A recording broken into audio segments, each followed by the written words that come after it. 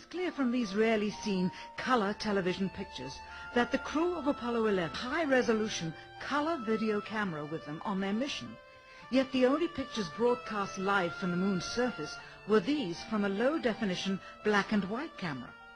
In fact, the networks complained because in addition to this, they were forced to shoot the images, second generation, off of a projection TV of the technology of 30 years ago, and were not even allowed to take a direct feed, which further degraded the quality and clarity of the images.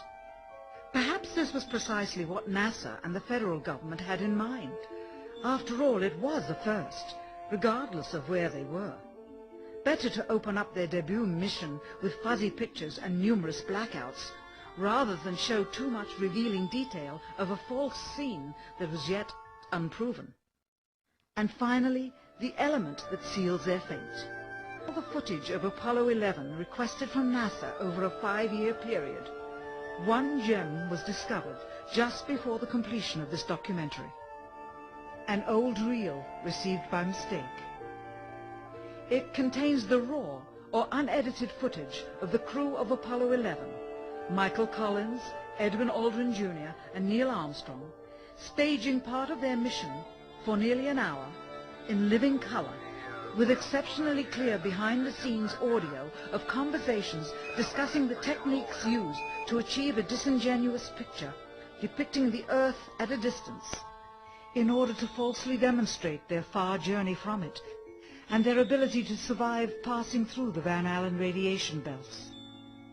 It cannot be misconstrued that this staging was done for some other reason, for the reel itself is slated and dated July 18th, 19th and 20th, 1969, the very days of the mission when they were said to be approaching and achieving lunar orbit. Furthermore, it is apparent they are in genuine zero gravity of the actual spacecraft, necessary to convince the mass media of their authenticity, just not any further than Earth orbit, as you will see. In this never-before-seen or heard footage, not only is the radio conversation between the astronauts and Houston Control audible, there is a secondary, private conversation taking place between the crew and a third confidential party, prompting the astronauts with what to say, when to speak, and how to effectively manipulate the camera to achieve the desired misleading effect. NASA claims that the Houston transmissions were the only ones taking place with the astronauts. Listen now as Houston Control initiates a conversation with the crew, only to find them too preoccupied with the behind-the-scenes trickery to respond.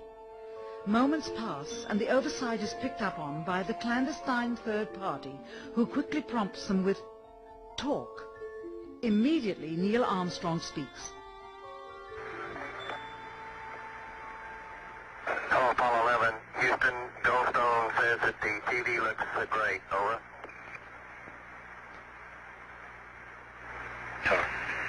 Okay, Roger.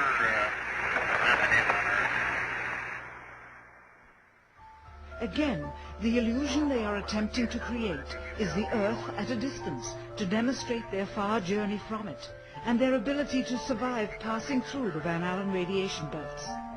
Understand, too, that only about 20 seconds of this raw footage was ever broadcast to the public, and these conversations discussing their deception were believed to be private, until now. Here they discuss that these television transmissions were in fact not broadcast live as everyone believed. They were first screened and edited for playback later. Roger, Neil. We just wanted a narrative such that we can, when we get the playback, we can sort of correlate what we're so much. Here they discuss the fact that they have turned out the lights and have blocked out sunlight from entering the spacecraft through the other windows, as to not cause any reflected light to fall onto the spacecraft's wall in the foreground. Okay, very good. Well, we shut out the sun coming in some of the other windows into the spacecraft, so it's looking through the number one window, and there isn't any reflected light.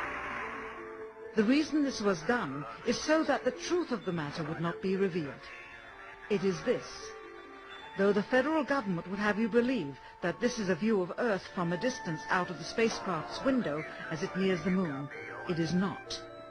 What they have ingeniously done is placed the camera at the back of the spacecraft and centered the lens on a circular window in the foreground, outside of which it is completely filled with the Earth in low orbit.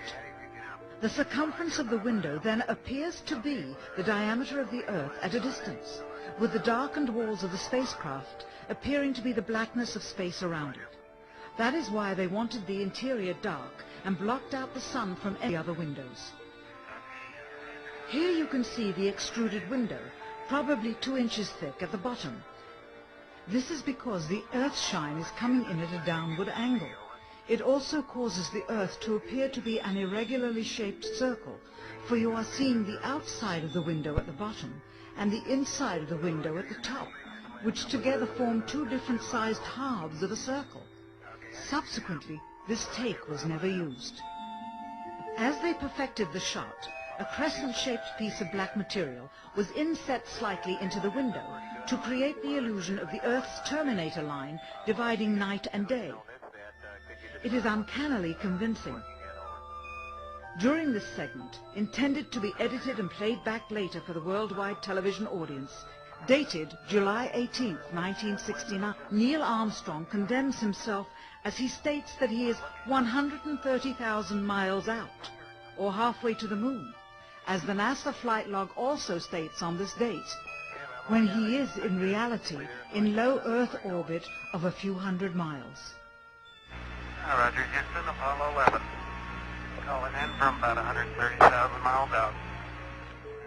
Here, during another segment, also intended to air after review, Neil Armstrong falsely explains to the viewers how the shot is attained by putting the camera's lens to the window's glass, as it would have to be if they were the claimed distance away from the Earth. We only have one window that has a view of the Earth, and it's filled up with a TV camera. If the window was completely filled up with a TV camera, as he stated, then an astronaut's arm would not be able to get between the camera and the window, as it obviously does here in this outtake. South America becomes invisible just off beyond the Terminator or inside the shadow. You can also notice how the astronaut operating the camera reacted to the mistake by attempting to pan away from it. Blue gas. See white bands of major cloud formations across the Earth. This is a segment that they believed wasn't even being recorded, much less suitable for broadcast, for the lens was being zoomed out and the scene was being changed to that of an interior of the astronauts at work, and apparently the stop button popped back up on the recorder without notice. Here is the diffused work light that they used to see camera controls, but not throw light onto the spacecraft's wall. Here they remove part of the crescent insert.